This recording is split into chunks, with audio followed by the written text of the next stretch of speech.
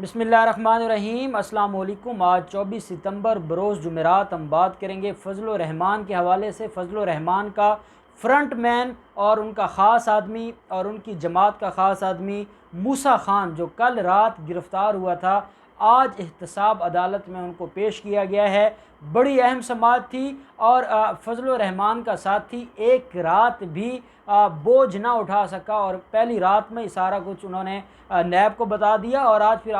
नैब अदालत को भी सारी की सारी कारस्तानियाँ बता दी कि वो कैसे दीन के नाम पर पैसा इकट्ठा करते हैं और कैसे दीन का नाम ये लोग बेचते हैं। उससे पहले मैं आपको एक और चीज़ बता दूं कि नवाज़ शरीफ के हवाले से आज बड़ी अहम खबर आई है। थोड़ी देर पहले नवाज़ शरीफ ने कहा है कि मेरी जमात का कोई भी रहनुमा अस्करी क़यादत के साथ मुलाकात न करे। अब अस्करी क़यादत से क्या फ़ायदा आपकी मुलाकात का, जब अस्करी क़यादत ने आपको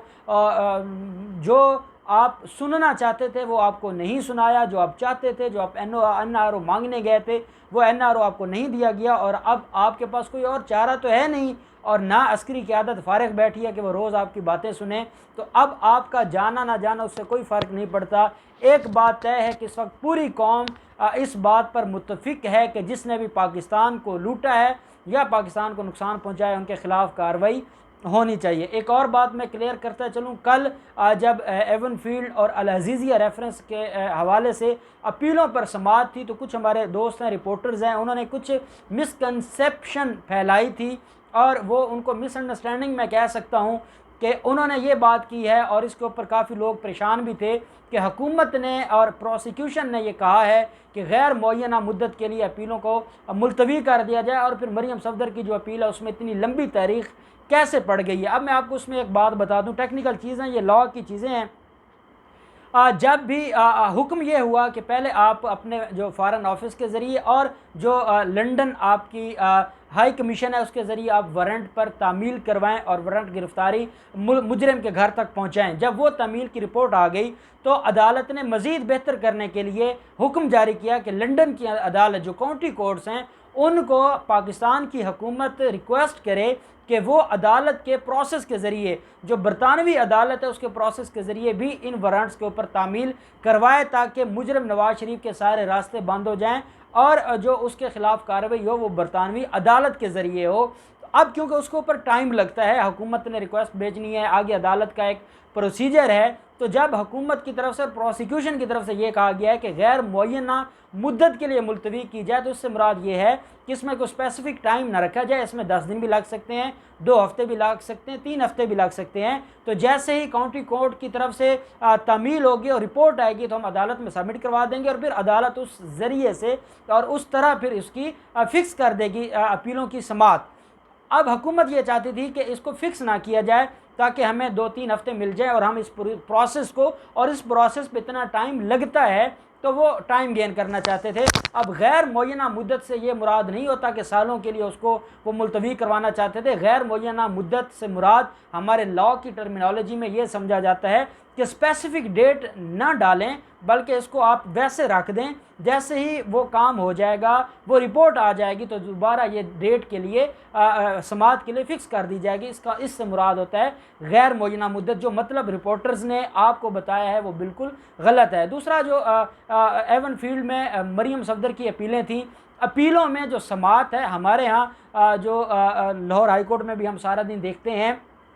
इनमें जो रूटीन की डेट है, अब नवाज शरीफ का मामला था, उनकी वारंट का मामला था, ये इश्तिहारी डिक्लेयर करवाने का, उनकी दरखास्तों के ऊपर ये 2-2, 4-4 दिन की तारीखें बढ़ रही थी, अपीलों के ऊपर नहीं। अपीलों में रूटीन में हाई कोर्ट्स में 2 माह की, 3 माह की डेट रूटीन की हर अपील में ये पड़ती है। तो ये कोई नई बात नहीं है और ना को ये उनको कोई बचाया जाना है, क्योंकि अपीलें उनकी हैं, वो चाहते हैं कि उनकी सज़ा ख़त्म हो और अब इसमें कोई हुकूमत नहीं चाहती, क्योंकि हुकूमत और प्रोसिक्यूशन है तो उनको सज़ा दिलवाई हुई है। अब ये उनका मामला है कि वो जल्द अज जल्द उनके ऊपर समाअत करवा के, अगर उनको ये लगता है कि जज अरशद मलिक उनके साथ था या उनको बड़े को फ़ायदे हैं तो वो अपीलें जल्द फिक्स करवाएं। इसमें हुकूमत का कोई मामला नहीं है। तो ये रूटीन की डेट थी, इसमें भी कोई ऐसी बात नहीं है। ये ऐसी चीज़ें थी जो ईमानदारी का तकाजा था बतौर वकील कि मैं आपको समझा देता कि इसमें जो तनकीद की जा रही है वो गलत है। अब हम आ जाते हैं अपने आज के टॉपिक की तरफ और वो है फ़ज़ल रहमान का जो ख़ास आदमी है। ये जो एक तहसील है पहाड़पुर,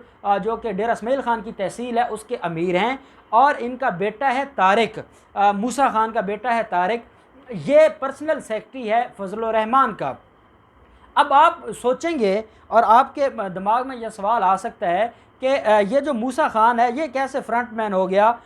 फजलुर रहमान का। अब आपको ये भी इल्म है, हम आसिफ जरदारी के मामले में देख चुके हैं, हम नवाज शरीफ और शरीफ ख़ानदान के मामले में देख चुके हैं कि एक ही चीज़ हमें नज़र आती है और वो ये है कि ये अपने चपरासियों, अपने ड्राइवरों, अपने गार्ड्स के और अपने मुख्तलिफ जो छोटे तबकात हैं जो उनके पास काम करते हैं, ये उनके नाम पर अकाउंट्स बनवाते रहे हैं। ये तो बात आप जानते हैं। अब फजलुर रहमान का जो पर्सनल सेक्रेटरी था, अब वो उसके जो फजलुर रहमान के अकाउंट्स थे या इसकी गैर कानूनी ट्रांजैक्शन थी, ये इन्होंने मूसा खान के नाम पे भी कुछ अकाउंट्स बनवाए हुए थे और उनके नाम भी कुछ असासजात लगवाए हुए थे। इसी तरीके से तारिक के नाम भी असासजात हैं और बाकी भी इन्होंने मुख्तलिफ अपने मदरसों के जो हैं जो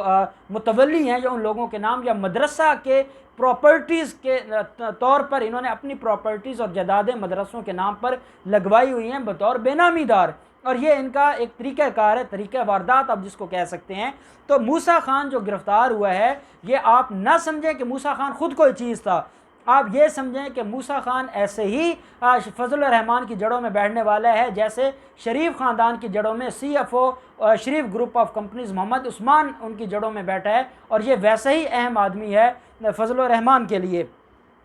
आज अदालत में पेशी थी, एहतसाब अदालत में उनको पेश किया गया है और उनके ख़िलाफ़ एलिगेशन ये है, नैब की तरफ से ये कहना है कि इनका ये कोई सोर्स ऑफ इनकम अपना नहीं बता सके, लेकिन अरबों रुपए की जायदादें हैं इनके पास। 2008 में इनके जो थे अकाउंट्स थे, उनमें जो ट्रांजैक्शंस थी या जो जायदादें थी या जो असासजात थे वो करोड़ों में थे, लेकिन ये पिछले 8-10 सालों में इनके जो असासजात हैं उसमें इजाफ़ा हुआ है, होशरुबा इजाफ़ा हुआ है और अरबों रुपए का इजाफा हुआ है। तो ये कहाँ से आया है, ये प्रॉपर्टीज़ किस पैसे से, किस इनकम से बनाई गई हैं, ये कौन है, कहाँ से आए हैं, ये सारे के सारे सवालात पूछे जाने हैं। तो सवाल ये उठा, जो वकला सफाई थे उन्होंने कहा कि जनाब ये तो कल रात को नैब के सामने पेश होने आ रहे थे और नैब ने इनको बुलाया था और नैब ने जो सवालनामा दिया था वो सवालनामा ये फिल करके नैब को पेश करवाने आ रहे थे और इनके साथ ज़्यादती हुई है और इनको ऊपर इतना जुल्म किया गया है कि इनको गिरफ़्तार कर लिया गया। तो नैब ने यह कहा कि जब किसी मुल्ज़म के ख़िलाफ़ हमारे पास काफ़ी सबूत मौजूद होते हैं और कोई ऐसी एविडेंस हमारे सामने आ जाती है जिसमें कोई कुछ बच नहीं जाता या कोई चीज़ ऐसी रह नहीं जाती, तो उसकी बुनियाद पर हम ये कह सकते हैं कि मुल्ज़िम को गिरफ़्तार करना हमारी मजबूरी बन जाता है, क्योंकि मुल्ज़िम, हमें यह लगता है कि मुल्ज़िम हमारी एविडेंस को ख़राब कर रहा है और मुल्ज़िम अपने ख़िलाफ़ जो सबूत है वो मिटाने की और गवाहों को मैनेज करने की कोशिश कर रहा है। तो ऐसे हालात में मुल्ज़िम को गिरफ़्तार करना कानूनी होता है और यही हमने किया है। नैब की तरफ से उनका रिमांड आया, 14 दिन का रिमांड नैब लिख के लेके आई और नैब प्रोसिक्यूटर ने कहा कि ये मुल्ज़िम का रिमांड दिया जाए, एटलीस्ट 14 दिनों का जिस्मानी रिमांड, ताकि हम मुल्ज़िम से तफ्तीश कर सकें, हम मुल्ज़िम से जो डॉक्यूमेंट्स लेने हैं वो हम डॉक्यूमेंट्स ले सकें। मुल्ज़िम ने जो जो हमें डॉक्यूमेंट्स प्रोवाइड करने हैं, जो इनका सोर्स ऑफ इनकम है, जो इनके बैंक्स की डिटेल्स हैं, जो इनकी प्रॉपर्टीज़ की डिटेल्स हैं, वो सारी की सारी हमें बताई जाएँ, ताकि हम उस हिसाब से जो फजलुर रहमान के ख़िलाफ़ नैब की तलबी है और जो उनके ख़िलाफ़ कार्रवाई होनी है वो सारी चीज़ें भी फिर आ सकें। और ये भी बात सामने आई है, नैब प्रोसिक्यूटर्स ने अदालत में इशारतन ये बात बताई है कि फजलुर रहमान के ख़िलाफ़ जो मूसा खान है, जो उनके पर्सनल सेक्रेटरी का बाप है, वो वादा माफ गवाह बन सकता है, क्योंकि मूसा खान के नाम जो प्रॉपर्टीज़ थी, शवाहिद ये बताते हैं कि वो बतौर बेनामीदार था और रियल ओनर फजलुर रहमान है। और इसी वजह से फजलुर रहमान के ख़िलाफ़ नैब पेशावर ने इंक्वायरी शुरू कर दी है और नैब ने उनको तलब कर लिया है। वहीं पे वकला सफाई ने अदालत को ये भी बताया कि ये जो फजलुर रहमान के ख़िलाफ़ बात की जा रही है कि उनके ख़िलाफ़ कोई समन जारी हुआ है या उनको तलब किया गया है 1 अक्टूबर के लिए, तो उन्होंने ये कहा कि उनको कोई नोटिस सर्व नहीं हुआ और ये जो सारे के सारा ये कहा जा रहा है, ये पॉलिटिकली विक्टिमाइज़ किया जा रहा है और उनके ख़िलाफ़ जो कार्रवाई हो रही है वो बिल्कुल गैर कानूनी है और उनको जो तलब किया जा रहा है वो गैर कानूनी है, क्योंकि मौलाना फजलुर रहमान APC में और अपोजिशन की जो हुकूमत मुखालिफ तहरीक है उसको लीड करने जा रहे हैं। और पहले भी उन्होंने हुकूमत मुखालिफ एक धरना दिया था। अब हुकूमत को उनसे ख़तरा है और इस बुनियाद पर नैब ने उनके खिलाफ कार्रवाइयाँ शुरू कर दी हैं, जिसके ऊपर नैब प्रोसिक्यूटर्स ने अदालत को बताया कि जनाब, जब हम आपको बताएंगे कि इनके कितने मदरसे हैं, किस किस मदरसे को बैरून मुल्क से फंडिंग होती है, और इनके जो असासाजात हैं वो, और इनका जो फजलुर रहमान का बेटा है, फजलुर रहमान का जो भाई है ज़ियाउर रहमान, जो पिछले दिनों आपको याद होगा कराची में उनको अपॉइंट किया गया था सिंध हुकूमत की तरफ से, और वो काफ़ी मसले बने थे और फिर दोबारा उनको खैबर पख्तूनख्वा भेज दिया गया था। उनको भी नैब ने तलब किया था और वो 25 जुलाई को नैब के सामने एक दफ़ा पेश हो चुके हैं। तो क्योंकि फजलुर रहमान की फ़ैमिली के ख़िलाफ़ इंक्वायरी शुरू हो चुकी है, तो उसी के तसलसल में मूसा खान को गिरफ़्तार किया गया है और उनकी गिरफ़्तारी में बड़ी अहम पेशरफ्त भी हुई। उन्होंने काफ़ी चीज़ें उन्होंने साथ ये भी बताया कि ये जो प्रॉपर्टीज़ हैं ये मेरे बेटे तारिक की जायदादें हैं और मैं उनका बेनामीदार हूँ। अब तारिक कौन है? जो पर्सनल सेक्रेटरी है फजलुर रहमान का। अब जो शख्स किसी का पर्सनल सेक्रेटरी है, उसके पास उसका कौन सा इतना बड़ा बिजनेस था, उसकी कोई इंडस्ट्रीज़ थी कि जो करोड़ों में असासे थे वो 10 साल में वो अरबों में असासे चले गए, और वो सारी की सारी चीज़ें अब खुलकर सामने आ गई हैं। उन्होंने इनडायरेक्टली बता दिया है नैब को भी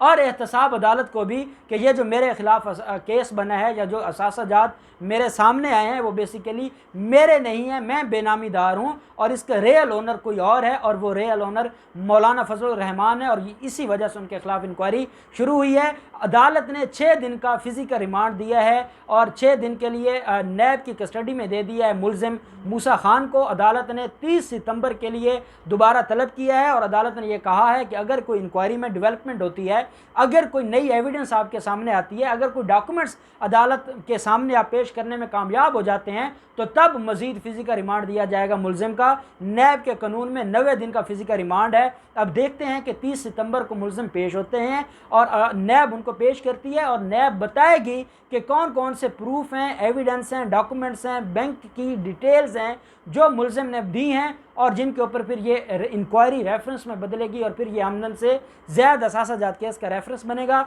जो भी डेवलपमेंट होगी हम आपके साथ शेयर करते रहेंगे। अल्लाह पाक पाकिस्तान का हामी और नासिर हो। बहुत शुक्रिया। अल्लाह हाफिज़। पाकिस्तान जिंदाबाद।